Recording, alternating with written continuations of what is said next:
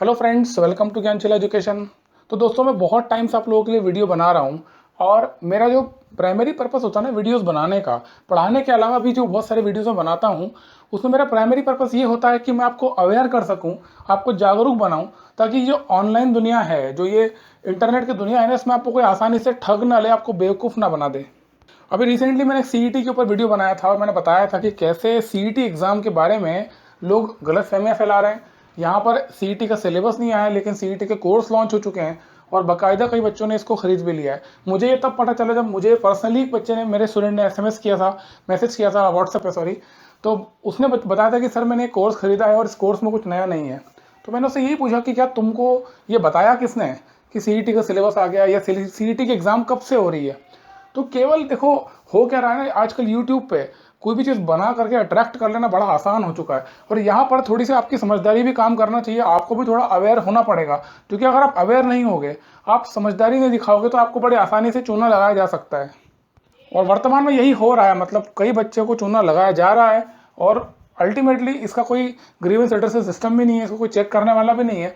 ये धंधा बड़े आराम से चल रहा है और इसको रोकना बहुत ही ज़रूरी है। ठीक है, तो अभी एक्चुअली क्या हुआ है, रिसेंटली मेरे पास में मैसेज आया, मेरे पास मेरे जो वीडियो है उस पर कॉमेंट्स आया बच्चों का कि सर, आपने जो वीडियो बनाया था सीईटी के ऊपर कि कैसे सीईटी का सिलेबस नहीं आया, उसके बावजूद इस प्रकार से काम चल रहा है, उसी के ऊपर एक ऐड आया, उसी वीडियो के ऊपर एक ऐड आया जिसमें सीईटी का कोर्स बेचा जा रहा था। तो पहली बात तो मैं आपको बता दूं यार, इसमें मेरा कोई लेना देना नहीं है। जो यूट्यूब के ऊपर एड्स चलते हैं ना, वो यूट्यूब ही डिसाइड करता है। एक्चुअली वो यूज़र फ्रेंडली एड्स होते हैं, क्योंकि मेरे जो वीडियो था वो सीईटी के ऊपर था। तो जो भी कंपनी, जो भी प्लेटफॉर्म होगा, कंपनी होगी, प्लेटफॉर्म होगा, जो अपना कोर्स बेचना चाहता है सीईटी का, उसका ऑटोमेटिकली ऐड मेरे वीडियो पे चलेगा, है ना। तो उसमें मेरा कोई लेना देना नहीं है। मैं एड्स इस प्रकार के ना प्रमोट करता हूँ, ना मैं चलाता हूँ। पहली बात तो ये, ठीक है। अब इस वीडियो में ना मैं आपको बहुत सारी बातें बताने वाला हूँ जिससे आपका पूरा दिमाग खुल जाएगा, मतलब आपको अच्छी तरह समझ में आ जाएगा एग्जैक्टली सीईटी क्या है और कितना डिफरेंस है। अभी फिलहाल आप देखोगे तो 3 एग्जाम्स हैं, बैंकिंग, एसएससी और रेलवेज। इन तीनों को मर्ज करके सीईटी आने वाला है। तो इन तीनों के ही सिलेबस में कितना डिफरेंस है वो मैं आपको बताने वाला हूँ। क्योंकि वैसे भी आप कई बार मुझसे पूछते हो कि सर, आप ये बताओ कि हमें बैंकिंग और एसएससी की तैयारी साथ में करनी है, तो कैसे हम कर सकते हैं। तो आपको ये वैसे भी थोड़ा बहुत पता होना चाहिए कि कितना इनका डिफरेंस है। मैं टॉपिक वाइज बात करूंगा, मतलब सब्जेक्ट वाइज आपको बताऊंगा कि हर एक सब्जेक्ट का कितना कितना डिफरेंस है इन तीनों एग्जाम्स में। और फिर मैं आपको बताऊंगा कि कैसे कोई सिलेबस उसका तैयार कर सकता है अपनी मर्जी से और कोर्स बेच सकता है। क्योंकि इनकी जो सिलेबस है, इनके जो एग्जाम्स के पैटर्न है, उसमें ज़मीन आसमान का अंतर है कुछ कुछ चीज़ों में। ठीक है, तो उसको मैं अच्छी तरह आपको बताऊंगा और समझाने की कोशिश करूंगा। और आप भी पूरा वीडियो ज़रूर देखना और इस वीडियो को शेयर भी करना अपने दोस्तों को, ताकि सबको पता चल सके कि कितना डिफरेंस है इनके सिलेबस में।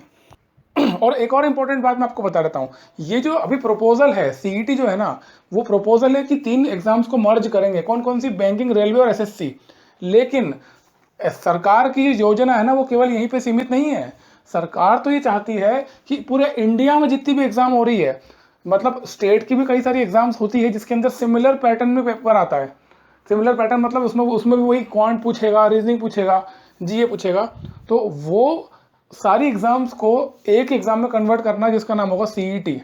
ठीक है, तो आप समझो जरा कि इतनी बड़े स्तर पर सरकार काम कर रही है। सरकार की कमेटी नहीं बनी अभी तक, सरकार ने पैटर्न एग्जाम का डिसाइड नहीं किया, एग्जाम का सिलेबस डिसाइड नहीं किया, और यहाँ पर मार्केट में लोग उसका कोर्स बना के बेच रहे हैं और आप मजे से खरीद रहे हो। तो यार मुझे तो हैरानी होती है, मतलब कि कोई व्यक्ति इस प्रकार से पैसा अगर कमा भी लेगा तो क्या काम का, मतलब आप जब कोई काम करते हो तो कम से कम इंसानों जैसा तो करो। आप जब बाजार में उस पैसे को खर्च करने जाओगे तो आप किस मुंह से उसको खर्च करोगे, कि आपको लगेगा नहीं कि यार अपन पैसे खींच के लाए हैं, झूठ बोल के पैसा अपन ने कमाया है। तो यार थोड़ा बहुत तो इंटीग्रिटी लोगों में होना चाहिए, पढ़ाने वालों में, यूट्यूबर्स में। और थोड़ा बहुत मैं आपको भी बोलूँगा कि आपके अंदर भी थोड़ी समझदारी होना चाहिए। ऐसा नहीं होना चाहिए कि आपको कोई भी ठग के निकल जाए, कोई भी बेवकूफ़ बना के चला जाए और आप समझ ही नहीं पा रहे हो चीज़ों को। जो जो बच्चा पैदा नहीं हुआ है उस बच्चे का नामकरण कैसे हो सकता है, उस बच्चे के कपड़े आ गए, उस बच्चे के मुंडन हो गया, सब कुछ कैसे हो सकता है भाई। जो चीज़ एग्जिस्ट ही नहीं कर रही है, जो एग्जाम एग्जिस्ट नहीं करती, उसकी तैयारी आप कैसे कर सकते हो ये बताओ। खुद सोचो, सोचो और पूछो अपने आप से। मैं कोई ऐसी काल्पनिक सी एग्जाम आपको बता दूं और मैं बोलूं कि इस एग्जाम को देख करके आप भारत के प्रधानमंत्री बन जाओगे, तो क्या आप तैयारी शुरू कर दोगे? और उसका कोर्स भी बता दूंगा, उसका कोर्स बना के बेच दूंगा आपको, उसका सिलेबस भी तैयार कर लूंगा अपनी मर्जी से। मैं कौन होता हूँ करने वाला ये सब? ठीक है, समझने की कोशिश करो यार, ये बहुत गलत है, इस तरीके की चीज़ें नहीं होना चाहिए। और इससे फिर एक अविश्वास पैदा होता है। सबसे बड़ी प्रॉब्लम क्या है, जो ऑथेंटिक काम करते हैं, जो ईमानदारी से काम कर रहे हैं ना, उनके प्रति भी फिर एक अविश्वास का भाव पैदा होता है बच्चों में।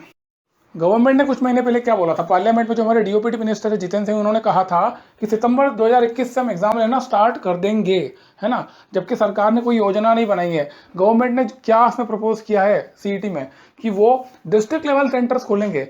भारत में 718 डिस्ट्रिक्ट्स हैं, 718 जिले हैं, और सरकार ने बोला था कि हम कम से कम 1000 एग्जाम सेंटर्स खोलने जा रहे हैं इंडिया में। तो आपको लगता है ये 1000 एग्जाम सेंटर्स क्या कहीं से उग जाएंगे रातों रात? एक सेंटर का मतलब वहाँ पर प्रॉपर कंप्यूटर्स होंगे जहाँ पर आप एग्जाम दोगे, क्योंकि एग्जाम ऑनलाइन होगी। उसके लिए इंफ्रास्ट्रक्चर चाहिए बहुत सारा, इसमें बहुत सारा काम करना बाकी है अभी।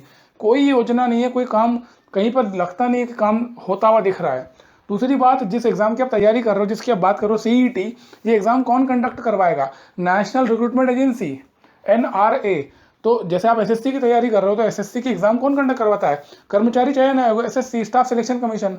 आप आईबीपीएस पीओ की तैयारी कर रहे हो, आप एसबीआई पीओ कर रहे हो, तो ये कमीशन जो है एग्जाम कंडक्टिंग, ये एक अथॉरिटी है जो एग्जिस्ट करते हैं। इनकी अपनी एक वेबसाइट है, उस वेबसाइट पे आपको बहुत सारी डिटेल्स मिल जाती है उस एग्जाम के बारे में या एग्जाम के सिलेबस के बारे में, या फिर वो कोई मॉडल क्वेश्चन पेपर दे देते हैं कि इस प्रकार के सवाल हम पूछेंगे एग्जाम में। वहीं अगर हम सीईटी की बात करें, तो आप मुझे बताइए, जो नेशनल रिक्रूटमेंट एजेंसी है एनआरए, इसका कोई अता पता आपको दिखता है कि कहाँ पर ये, इसकी वेबसाइट क्या है, कहाँ इसका ऑफिस है, क्या इनकी कमेटी के मेंबर्स हैं, और क्या ये प्रपोजल है इनका, कैसे एग्जाम लेंगे, क्या सिलेबस एग्जाम का है, क्या पैटर्न होगा एग्जाम का? कुछ भी नहीं है और हवा में काम चल रहा है। ठीक है, तो आप थोड़ा समझदारी दिखाओ। सबसे पहले तो मैं आपको सिलेबस बता देता हूँ तीनों के, बैंकिंग, आरआरबी और एसएससी, इनके जो सिलेबस हैं, जो इनके एग्जाम के पैटर्न है, वो उसमें कितना वेरिएशन है वो मैं आपको बताने वाला हूँ, जिससे आपको सब कुछ समझ में आ जाएगा। कैसे कोई अपनी मर्जी से इसका सिलेबस तय नहीं कर सकता, ये केवल गवर्नमेंट का प्रेरोगेटिव है। मतलब कि जो कमीशन, जो एनआरए बनेगा, उसकी अधिकार है, और वही आपको बताएगा, उसी को आप ऑथेंटिक, उसी को रियल मानना। ठीक है, क्योंकि कोई अगर बना रहा है अपनी मर्जी से, तो बेसिकली वो आपको मिसगाइड ही कर सकता है, इससे ज़्यादा कुछ नहीं कर सकता। जो सिलेबस आएगा वो सीईटी की तरफ से आएगा, और आपको वो समझ में अच्छी तरह आ जाएगा जब मैं आपको ये बताऊंगा अभी कि तीनों के एग्जाम के पैटर्न में कितना डिफरेंस है। ठीक है, तो तीनों को आप कॉमन नहीं कर सकते। ठीक है, तो एक एक करके मैं आपको बताता हूँ। देखो, अगर हम शुरुआत करें, वैसे तो जनरली 4 सेक्शंस यहाँ पर होते हैं, जीए, क्वांटिटेटिव एप्टीट्यूड, रीजनिंग और इंग्लिश, है ना, जो ज़्यादातर एग्जाम्स में पूछा जाता है। लेकिन अगर आप बात करें रेलवे, बैंकिंग और एसएससी, इन तीनों के जीए की, तो जो बैंकिंग का तो जीए आता है ना, वहाँ पर आपको फाइनेंशियल और इकोनॉमी की जो क्वेश्चन है वो ज़्यादा मिलेंगे। मतलब बैंकिंग में जो जीए पूछा जा रहा है, वहाँ पर आपको ज्योग्राफी के या हिस्ट्री के या जनरल साइंस के, इस प्रकार के क्वेश्चन कंपेरेटिवली कम मिलेंगे। लेकिन बैंकिंग के क्वेश्चंस, फाइनेंस के क्वेश्चन, इकोनॉमी के क्वेश्चंस ज़्यादा मिलेंगे। क्यों मिलेंगे? क्योंकि जब आप एज अ बैंकर काम करोगे फ्यूचर में, आप जब उसमें करियर अपना बनाते हो, तो आपको इन्हीं चीज़ों से, उन छोटे छोटे टर्म्स से डील करना पड़ेगा। आप आए दिन, अगर आप प्रोबेशनरी ऑफिसर बन जाते हो, तो आए दिन आपके पास में आरबीआई के सर्कुलर्स आएंगे, आपके पास में इस प्रकार के डॉक्यूमेंट्स आएंगे जिनको आपको पढ़ना पड़ेगा। तो उसकी जानकारी आपको बुनियादी होना चाहिए। इसीलिए बैंकिंग आपको इस प्रकार के क्वेश्चन ज़्यादा पूछता है। वहीं अगर आप रेलवे की बात करो, तो रेलवे में साइंस के क्वेश्चन ज़्यादा आते हैं। साइंस और हिस्ट्री अगर आप देखोगे पुराने पिछले सालों का रिकॉर्ड निकाल के, तो वहाँ पर जनरल साइंस जो है, साइंटिफिक नॉलेज, और उसके बाद हिस्ट्री, इन 2 सेक्शन से सबसे ज़्यादा क्वेश्चन पूछे जाते हैं। और इसी से कंपेयर करो आप एसएससी का जीए, तो एसएससी का जीए बहुत ही मॉडरेट तरीके का आता है। एसएससी के जीए में आपको हिस्ट्री, ज्योग्राफी, इकोनॉमी, पॉलिटी, इन सब का आपको मॉडरेट लेवल दिखेगा, और मॉडरेट लेवल पे क्वेश्चंस आते हैं। तो तीनों का जो जीए वाला सेक्शन है ना, वो बहुत ज़्यादा अलग अलग है। और ये बात अपन केवल जीए की कर रहे हैं ना, मैंने भी आपको केवल जीए बताया है। तो कोई कैसे ऐसा कर सकता है कि कॉमन सिलेबस बना करके तैयार कर देगा खुद से ही अपनी मर्जी से, और आपको सिलेबस बना करके कोर्स दे सकता है ना। अभी सिर्फ जीए बताया मैंने आपको। अब बात करते हैं इंग्लिश की।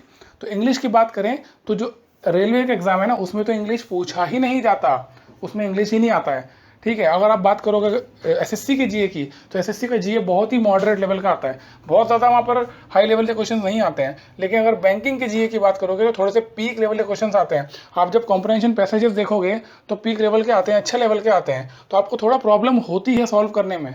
तो बैंकिंग का जो इंग्लिश आता है, वो काफ़ी पीक लेवल का आता है, एसएससी का मॉडरेट लेवल का, और रेलवेज में इंग्लिश आता ही नहीं है।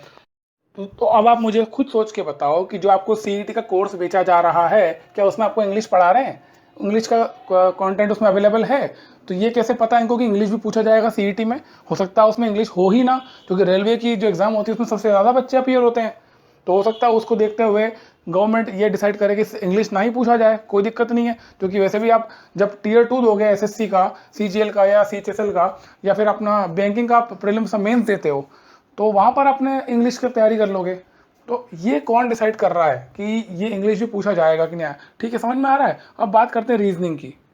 अगर आप रीजनिंग देखोगे ना, तो बैंकिंग का रीजनिंग बहुत पीक लेवल का आता है, बहुत ही अच्छे लेवल के क्वेश्चंस बैंकिंग में आते हैं। एसएससी और रेलवे का जो रीजनिंग होता है वो लगभग एक जैसा आप बोल सकते हो, लेकिन उसमें भी जो क्वेश्चंस का कौन से क्वेश्चन ज़्यादा पूछे जा रहे हैं, कौन सा टॉपिक ज़्यादा पूछा जाता है, कौन सा कम है, इसमें बहुत वेरिएशन है। तो यहाँ पर भी आप देखोगे ना, तो ऐसा नहीं है कि तीनों का लेवल एक जैसा है। बैंकिंग का रीजनिंग एक्चुअल में बहुत अच्छा आता है। जब आप तैयारी करोगे, जो बैंकिंग की तैयारी करते हैं उनको पता है कि बैंकिंग का जो रीजनिंग है ना, वो इतना टफ आता है कि अगर आप तैयारी के बिना एग्जाम में चले गए तो आप 50% भी स्कोर नहीं कर सकते। तो ये हो गई आपकी रीजनिंग की बात। ठीक है, इसको भी एक कॉमन ग्राउंड पे लाना बहुत मुश्किल है, क्योंकि ये डिसाइड करना मुश्किल है कि भाई रीजनिंग का लेवल क्या रखा जाए एग्जाम के हिसाब से। तो ये हो गई रीजनिंग की बात। अब बात करते हैं क्वांट की बात है। तो देखो, अगर आप क्वांटिटेटिव देखोगे तो एसएससी का जो क्वांट है, एसएससी के क्वांट में 2 हिस्से होते हैं, एडवांस मैथ्स और अर्थमेटिक। यहाँ पर अगर आप ध्यान से देखोगे तो एडवांस मैथ्स और अर्थमेटिक जो है 50-50% वेटेज रखता है। एसएससी पूरा ध्यान रखता है कि दोनों में से सवाल पूछे। कभी कभी वो ऊपर नीचे करेगा तो वो 45 या 55 कर लेगा या 40-60 करेगा, लेकिन दोनों को ही बराबर वेटेज दिया जाता है। जबकि रेलवेज में ऐसा बिल्कुल नहीं है। रेलवे में जरूरी नहीं है कि वो इस पोर्शन से इतना परसेंटेज क्वेश्चन पूछेगा, इस पोर्शन से इतना ही पूछेगा, वो कभी भी कुछ भी पूछ लेता है ना। और अगर आप बैंकिंग की बात करो तो बैंकिंग में ज़्यादातर कैलकुलेटिव क्वेश्चंस आते हैं। देखो, बैंकिंग में वैसे वो करियर ही अलग है ना, वहाँ पर आपको डील करना पड़ेगा परसेंटेज से, कंपाउंड इंटरेस्ट, सिंपल इंटरेस्ट, है ना, प्रॉफिट एंड लॉस, इस प्रकार के टर्म्स आपको डील करना पड़ेगा, क्योंकि बैंकिंग का काम यही होता है, एक तो पैसे लेकर के ब्याज देना और लोन देकर के ब्याज कमाना। बैंकिंग में जो क्वांट का सिलेबस है ना, वो पूरा उसकी जॉब की प्रोफाइल को ध्यान में रखते हुए बनाया गया है। तो यहाँ पर कोई, आप खुद देख सकते हो कि कोई कैसे डिसाइड कर सकता है कि क्या पढ़ाया जाए। ठीक है, अब मैं आपको ना अपनी एडवाइस दे रहा हूँ, ये बहुत इंपॉर्टेंट है और इसको जरूर सुन लेना। आपको, अगर आपको ये लगता है ना कि आपको सीईटी की तैयारी करना है, तो पहली बात तो जब तक गवर्नमेंट ये डिक्लेयर ना करे कि ये सिलेबस है, तब तक सीईटी की तैयारी शुरू मत करना। ठीक है, शुरू ही मत करना। कोर्स खरीदना तो बहुत दूर की बात है, कोशिश भी मत करना शुरू करने की, बिकॉज आपको पता ही नहीं है कि आपको क्या पढ़ना है। और जब आपको यही नहीं पता है कि क्या पढ़ना है, तो कैसे पढ़ाई कर लोगे? और कई बच्चे ये बोलते हैं कि हमको अगर बैंकिंग की तैयारी करना है और एसएससी के साथ में तैयारी करना है, तो उसके लिए मैं आपको बता देता हूँ कि आप ऐसा बिल्कुल मत करना कि दोनों की तैयारी आप एक साथ पूरी ताकत से करना शुरू कर दो। बिकॉज हर एग्जाम का अपने एक ओरिएंटेशन होता है, एक पैटर्न होता है, और उस पैटर्न को आपको पकड़ना पड़ता है, उसको डाइजेस्ट करना पड़ता है, उसमें काफ़ी समय लगता है। हाँ, मैं ये मानता हूँ और ये सच है कि कुछ चीज़ें कॉमन होती है, बहुत सारी चीज़ें उसमें कॉमन है। तो कॉमन है तभी तो गवर्नमेंट बोल रही है ना कि सीईटी हम ला रहे हैं। उन कॉमन चीज़ों को पढ़ करके आप एग्जाम में अच्छा स्कोर नहीं कर सकते। आपको अगर एसएससी के अंदर अच्छी रैंक लगानी है, तो आपको एसएससी के पैटर्न को पकड़ना पड़ेगा, उसके प्रीवियस ईयर क्वेश्चन को सॉल्व करना पड़ेगा, जो कि अपने आप में बहुत बड़ा टास्क होता है। काफ़ी मेहनत वो मांगते हैं, काफ़ी समय उसमें लगता है, काफ़ी डेडिकेशन लगता है। और आप खुद ही अब समझ जाओगे, जैसे ही आप शिफ्ट करोगे बैंकिंग की तरफ, तो डेफिनेटली आप कुछ कॉमन चीज़ें तो आपको ईजिली लगेगी, हो जाएगी, बट आपको थोड़ा और एक्स्ट्रा एफर्ट लगाना पड़ेगा। और जो ऑलरेडी बच्चा पढ़ाई कर रहा होगा बैंकिंग का, वो आपसे कहीं आगे होगा। ठीक है, तो अभी मेरी एडवाइस आपको यही है कि अभी कोई भी ऐसा मत करो, आप जिस एग्जाम की तैयारी अभी कर रहे हो ना, चुपचाप आप उसी की एग्जाम की तैयारी करते रहो, क्योंकि आपने ऑलरेडी अपने आप में इतना इन्वेस्ट उस एग्जाम में कर दिया है, आपने बहुत कुछ उस एग्जाम का समझ लिया है, आपको काफ़ी नॉलेज हो चुकी है उस एग्जाम की। तो अपने आप को डेडिकेटेडली उसी एग्जाम में लगाओ। इतना बुरा हाल देखो नहीं है, एग्जाम्स कंडक्ट होती है, नो डाउट डिले तो होती है, थोड़ी सी अनियमितताएं हमारे देश में है, लेकिन एग्जाम हो जा रही है कम से कम। इस साल आप देखोगे एसएससी ने सीजीएल 2018 का भी रिजल्ट आ गया, और 2019 वाले का भी टीयर 3 का आ गया, और टीयर फाइनल रिजल्ट बहुत जल्दी आ ही जाएगा, जैसे डॉक्यूमेंट वेरिफिकेशन का काम हो जाएगा। ठीक है, तो आप देखोगे ना ध्यान से, तो चीज़ें तेज़ी से आगे बढ़ रही है ना, वो आगे चल रहा है सब कुछ, बस आपको थोड़ा सा पेशेंस रखना पड़ेगा। कोई भी एग्जाम आप पकड़ते हो तो उसी एग्जाम को अच्छे से पकड़ो और उसकी तैयारी ही अच्छे से करो, अपने आप को डिस्ट्रैक्ट मत होने दो। और जो ये सीईटी जो होने वाला है ना, ये जब तक गवर्नमेंट डिक्लेयर ना करे कि क्या सिलेबस है, जब तक गवर्नमेंट ने ये ना बताया कि हाँ ये एनआरए, एक्चुअली में ये आपको पता चलेगा एनआरए की वेबसाइट पे, जो नेशनल रिक्रूटमेंट एजेंसी है उसकी वेबसाइट बनेगी ना अपनी एक, उसकी वेबसाइट पे ये सब नोटिस आएंगे कि ये हमारा सिलेबस होगा, ये हमारा मॉडल टेस्ट पेपर होगा, ऐसे आपको पढ़ना होगा, हमारे ये एग्ज़ाम का शेड्यूल होगा। वो एग्ज़ाम सेंटर भी आपको बताएंगे, जैसे उन्होंने बोला है कि 1000 सेंटर्स हम पूरे इंडिया में बनाएंगे, तो 1000 सेंटर्स कहाँ कहाँ होंगे, कौन कौन से ज़िले में होंगे और किस ज़िले में कितने होंगे, ये सब वो बताने वाले हैं। बहुत सारी डिटेल्स ऐसी है जो गवर्नमेंट खुद डिस्क्लोज करेगी। तो ठीक है, तो कई लोग ऐसे हैं जो यार एग्ज़ाम ही नहीं हो रही है, जो एग्ज़ाम एग्जिस्ट ही नहीं करती है, उसके सिलेबस मतलब उस तैयार करके कोर्स बना के बेच रहे हैं। समझदारी आपको दिखानी है, भविष्य आपका है, पैसा आपका है। आप ऐसा करते हो तो आप ही जिम्मेदार हो। अगर मैं आपको बता रहा हूँ उसके बाद भी आप करते हो तो आप रिस्पॉन्सिबल हो। आप मेरा एक काम करोगे, बस एक ड्यूटी मैं आपको दे सकता हूँ कि आप ये जो बात मैं आपको बता रहा हूँ ना, इसको कम से कम अपने 10 लोगों को शेयर करो। आप 10 लोगों को बात बता दो कि भाई ऐसा है, कि यही समझदारी की बात है कि हम उसी एग्ज़ाम की तैयारी करें जिसका पैटर्न, जिसका सिलेबस हमारे सामने है। ठीक है, और आप अगर ऐसा करोगे तो आप भी कई लोगों को हेल्प करोगे और कई लोगों को ठगने से बचा लोगे।